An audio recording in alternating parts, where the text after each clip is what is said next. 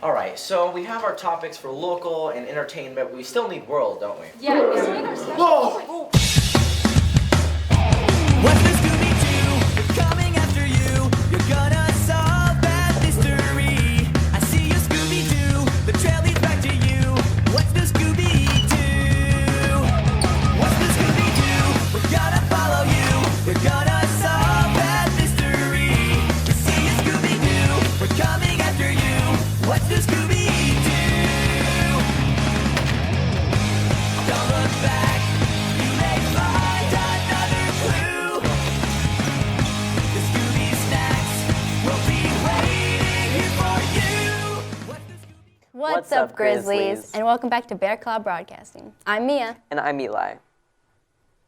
In world news, Texas is in the heat of battle with the White House over security on the Mexico border. Texas Governor Greg Abbott claims that the Biden administration has failed to secure the border, and therefore it's his responsibility as governor to do so. Abbott has ignored the Supreme Court's rulings against him, continuing to add razor wire along the southern border. On the night of January 11th and 12th, the US and UK launched over 100 precision-guided missiles attacking Houthi targets in Yemen. This move was in response to the numerous attacks on international shipping by Houthi rebels over the past few months. Houthi stated that their attacks were in support of Palestine, only targeting Israeli-involved ships. 3 dead and 9 injuries occurred on the 31st as a result of a hangar collapsing on the Boise, Idaho airport grounds. Boise Fire Department Chief Aaron Hummel called the event catastrophic and noted that while on Boise, Idaho airport property, the hangar was privately owned. And now to Mia for local. On January 27th, around 10 a.m., a slow-moving landslide was reported in Astoria. This slowly destructive 5-acre landslide has impacted 7 residences and made 5 evacuate. Astoria's Public Works have closed the section of 27th Street off that leads to the base of the mudslide, as well as shutting off all nearby water and gas lines as a precaution. On Tuesday, January 30th, Oregon officials declared a fentanyl emergency in Portland, Oregon. Oregon Governor Tina Kotek, Multnomah County Chair Jessica Vega Pearson, and Portland Mayor Ted Wheeler have individually issued emergency declarations aimed at tackling the gripping Portland fentanyl crisis. These declarations were prompted by escalating concerns over overdoses, fatalities, and heightened anxiety stemming from the widespread use of fentanyl. In 2020, Oregon voters approved Measure 110, intending to decriminalize specific hard drug usage, including fentanyl.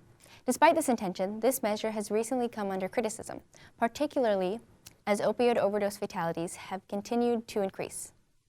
In Oregon, the number of opioid overdoses climbed from 738 in 2021, the first year of Measure 110's implementation, to 956 in 2022. On Thursday, February 1st, a 32-year-old man supposedly overdosed and was found dead in Upper City Park. At around 4:40 p.m., police were called to do a welfare check at the man spotted at the park. Police found the man deceased amongst the play structure in what appeared to be a drug-related overdose. The police contacted the deceased's family, and they chose not to release the deceased's name due to privacy and respect for their loss. On a lighter note, Groundhog's Day was last Friday, February 2nd, and just like how the East Coast has their Punxsutawney Phil, we have our Stumptown Phil. Fun fact, Stumptown Phil is actually a beaver, not a groundhog. Phil has predicted an early spring this year. That's all I have for local. Now into sports with Jesse. On February 11th, the Kansas City Chiefs and the San Francisco 49ers will face off in Las Vegas for the Super Bowl. The 49ers are coming off of 2 3-point win games in the playoffs, where they scored most of their points in the second half. San Fran's defense is the best in the league, but they're going up against the best quarterback of this era, Patrick Mahomes. Patrick Mahomes has led his team to the Super Bowl 4 out of 6 times of season starting. The 49ers offense is spearheaded by quarterback Brock Purdy, the last pick in the 2022 draft, and running back Christian McCaffrey. Should turn out to be a great game. In other news, Damian Lillard played in the Moda Center for the first time since the blockbuster trade over the summer with the Milwaukee Bucks. The Blazers barely scraped by the Bucks with a win over Milwaukee, 119-116. After the game, Lillard received a standing ovation from Portland fans. That's all I got. Sending it to Cameron with entertainment. Thank you, Jesse. The popular rap artists Nicki Minaj and Megan Thee Stallion have found themselves amidst a heap of drama and dissension. On January 25th, Megan released her latest single, Hiss, of which contained a lyric that has been interpreted as a jab towards Minaj's husband. Taking offense at the remark, Minaj fired back at Megan with her latest single, Bigfoot, released on January 29th. While a commercial success, Bigfoot has received poor critical reception and is considered by some to be a miss and a bore. Here's hoping that the two can settle their differences and move on. On January 31st, Universal Music Group, the biggest music company on the planet, licensing artists such as Drake, Taylor Swift, and BTS, began pulling all UMG licensed records from the TikTok platform. This sudden removal sparked from a failure to renew a licensing deal with TikTok due to the circulation of platform security concerns and, according to UMG, a woefully outdated perspective on the matter from TikTok. Unless UMG and TikTok can agree upon a new licensing deal, it's safe to say that the likes of some of your favorite artists may not be on the platform for a long time. On February 4th, the 2024 Grammys went underway, and, following suit, one of the biggest upsets in Grammys history. Instead of bigger names such as Travis Scott, Drake, and Metro Boomin, lesser-known rapper Killer Mike won all 3 awards in the rap and hip-hop category. Even more surprisingly, however, was the sudden arrest of Killer Mike within hours of receiving his awards.